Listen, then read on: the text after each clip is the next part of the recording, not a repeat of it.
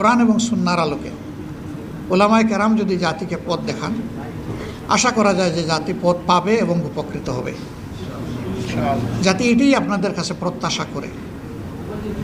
আরেকটি কথা না বললেই না হয়, উলামায়ে কেরামের মধ্যে জাতি একটা ইস্পাত কঠিন ওয়াক্য দেখতে চায়।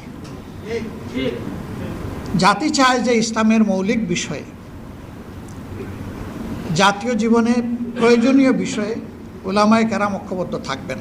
উলামায়ে কেরামদের আরও বিনয়ী হওয়ার আহ্বান জানান জামায়াতের আমির। উলামায়ে কেরামের বিশেষ দায়িত্ব রয়েছে জাতিকে জাগ্রত করা, সতর্ক করা।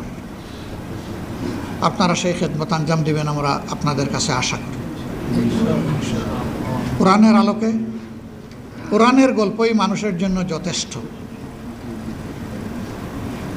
এখানে আহসানুল কাসাস আছে, সুন্দর সুন্দর জীবন ঘনিষ্ঠ গল্প আছে। এই গল্পগুলো মানবজাতির জন্য আল্লাহর পক্ষ থেকে নিয়ামত হিসেবে উপহার। অনুষ্ঠানে ডাক্তার শফিকুর রহমান বলেন, ধর্মের ভিত্তিতে জাতিকে বিভক্ত করার পক্ষে নয় বাংলাদেশ জামায়াতে ইসলামী।